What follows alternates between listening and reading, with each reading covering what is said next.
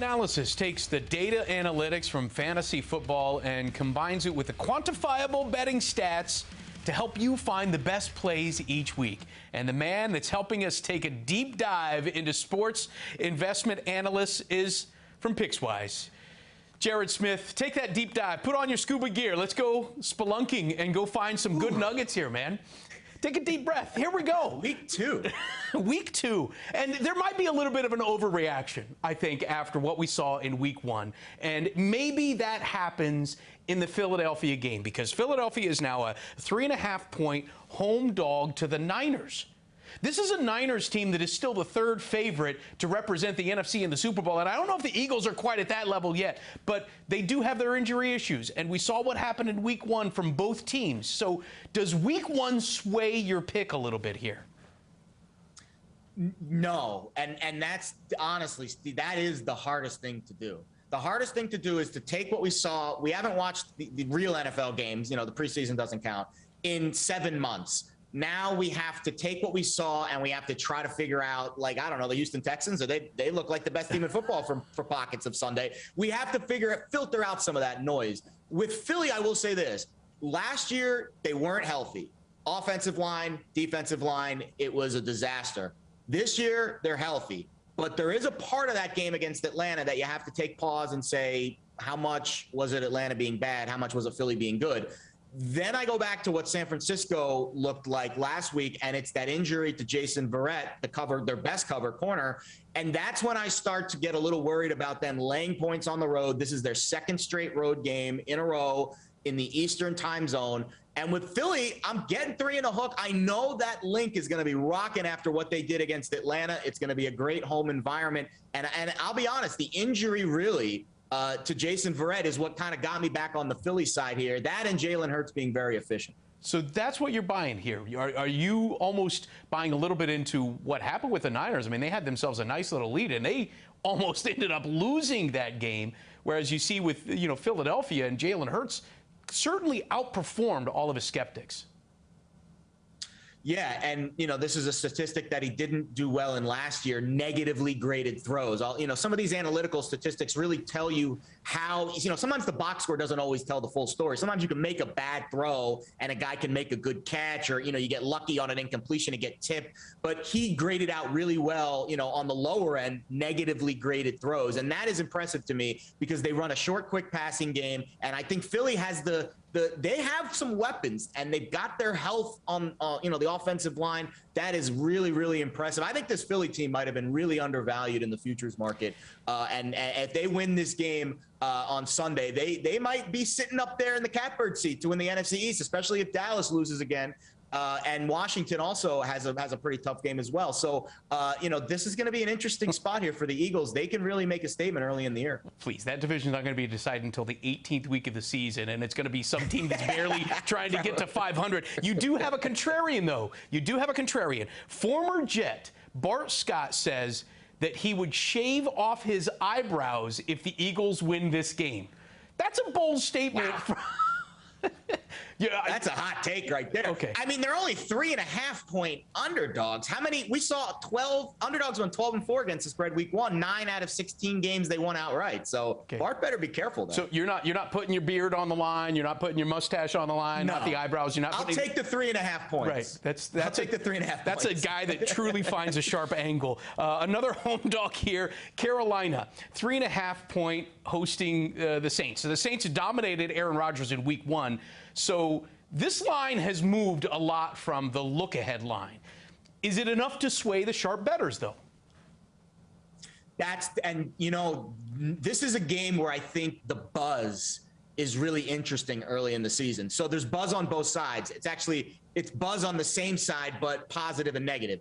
Positive buzz on the Saints, positive on Jameis Winston. He looked really good. 5 touchdown passes. The stats were, he didn't throw it that much. He didn't need to throw it that much, but he was throwing the ball down the field. Drew Brees was not able to push the ball down the field last year. He brings an element with his legs, with his arm strength that Drew Brees doesn't have. This Saints roster is the same roster as it was last year, just with Drew Brees instead of Jameis Winston. That's it. And they were a favorite to win the NFC East for most of last season. So Jameis, people weren't really buying. Now they're buying a little bit. I'm not all in yet. He can be volatile, but the buzz is there. the negative buzz this week, 6 offensive coaches for the Saints testing positive for COVID. That is going to throw off the dynamic. But I think the handicap in this game, Steve, for me is the defense. I love this Saints defense, and the Carolina Panthers offensive line is not what it needs to be. I think it's the Saints defense that might go on the road and win them a tough divisional game. Jameis just has to not make the fatal mistake. And there's another element here for the Saints as well. Because of Hurricane Ida, they are practicing in Fort Worth. So that does that change your perspective on what this team has to overcome, even if it was just for 1 week last week, to be able to do that week in and week out for the rest of the year? If there is a coach that can overcome that, Sean Payton would be a guy that I would look to. I'll be honest, I thought they were going to be a little sluggish on the neutral field against Green Bay, but that was clearly not the case. Say what you want about the Packers being sluggish, but it still takes you still have to go out there and win the game. And the Saints executed very well despite all of those issues, preseason camp, and now they've got COVID issues. So they've overcome a lot of adversity early. And I do think it's the defense for me. Sam Darnold didn't really impress me that much on Sunday. The Jets did not give him a lot of difficult looks. He had the fumble in the red zone. He overthrew some receivers. And the Jets defense didn't get a ton of pressure. I think the Saints defense will get a lot more pressure this Sunday. All right. The Chargers, 3.5-point home favorites to the Cowboys. The over-under here is 55.5 and climbing, which means Joe Public expects a shootout. You agree?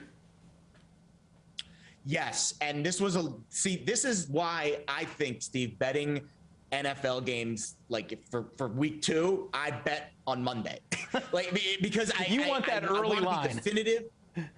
Yeah, because it's like, think about it like Black Friday. If you're late to Black Friday, you're not getting the best TV. You're getting the back of the brand one, and you're going to have to pay the regular price. You have to show up right when the doors open at 6 a.m., on Black Friday morning. But I do think this particular game, when I watched Dallas play last Thursday, I got the vibes that they were very comfortable giving Dak Prescott the keys to the car. We were asking those questions going into the season. Is Dak Prescott going to be ready? There was no doubt about that. And I do think game script here, the Chargers left a lot of points on the board against Washington. They had that fluky fumble go out of the back of the end zone. And I think without the 2 key missing pieces for the Dallas defense, Gregory and Lawrence, Justin Herbert has looked so good, and now he's going to have so much more time to throw. His offensive line already does a good job keeping the pressure away from him. I see game script going, Chargers jump out to the lead. Cowboys have to throw it 58 times again like they did last Thursday, and that's when the total of the points could kind of snowball on you. Dallas actually gave up 379 yards passing to Brady last week. And there are plenty that would say that the Chargers have a more explosive offense than what Tom Brady brought to the table with the Buccaneers. I agree. And I'll be honest, that was one of the things we talked to some bookmakers this week. And I asked them all, are the Bucs in trouble? They looked a little shaky, and all of them said Tom Brady's still ripping it. So no issues with the Bucs right now. I will say one more thing about this total. So we did get it earlier in the week. Again, we bet it on Monday when doors opened. Now that it's moved so much, I wouldn't be as bullish about this total. So at 55, I would be very cautious. It might creep back down on Sunday, maybe closes at 54. But this would be a spot, if you haven't got in already, I might pause a little bit. But I do think the game script will dictate an over here. Yeah, and L.A., not San Diego. The Chargers, Mike Williams, by the way, said they look like they were having fun out there. So it sounds like he's throwing a little shade on the Cowboys defensive backs. So I'm wondering whether or not that's going to play a little role in this game as well. We'll have to see how that plays out. One of the biggest lines of this week, Green Bay. The Packers are 11.5-point favorites against the Lions. It could be higher by kickoff. How do you play this? Yeah, to me, when you look at Green Bay, I get the vibe that this game's going to be Packers up 14 late, Jared Goff driving for the back door. And, if you're holding a Packers ticket, you're going to be sweating. I do think the best way to play this game is the total. And I'll be honest, the handicap does fit Packers early in the game.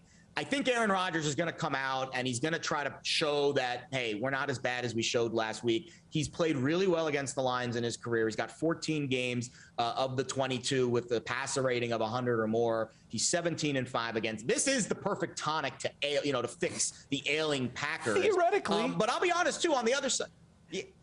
I'll be honest. The Jared Goff on the other side showed me a little bit last week, and their offensive line played well. So I think this game has points. I think the Packers are going to want to be aggressive, and I think the Lions have that, no quit mentality. So I think the over here, the total under 50, I think I think might be my best play of the week to bet the over in this spot. Okay, it's nice that Aaron Rodgers, when things went bad, he said, we need to get better. I think what he really means is he needs to get better. I mean, he looked absolutely disinterested out there, and we have seen quarterbacks there. For every Tom Brady, there's 10 guys who fall off in the final year of their careers. And this is a guy who, at some point this offseason, was talking about retirement. Are you worried at all in Aaron Rodgers, especially if you see another bad game out of him, that he's going to be falling off a cliff here? If they don't bounce back against this line secondary without Jeff Okudah, I give them a pass week one. Week one, I give them one. I give Aaron Rodgers in his career has earned one get out of jail free card. And I think if they go into this game on Monday night against the bad Lions secondary without their best cover corner and they lay another egg, then I will come back on this show next week and I will say, yes, Steve, I'm very, very concerned about Aaron Rodgers, who gives me kind of like, I do this other show and one of the other analysts was saying that he gives off yoga instructor vibes. Like he doesn't have that killer instinct anymore that maybe he had when he was kind of in the meat of his career. That has some teeth if they put up another stinker against the team that they typically dominate. All right, but for now, we're riding with the Packers this week. That is a look at his top plays, or I should say we're riding the over on this one. Look at his top plays. Make sure you check out our other segment as well, as he will tell you why the Jets game is a play this week and the two teams he's teasing. For Jared Smith of Pickswise, I'm Steve Overmyer. This is Fanalysis.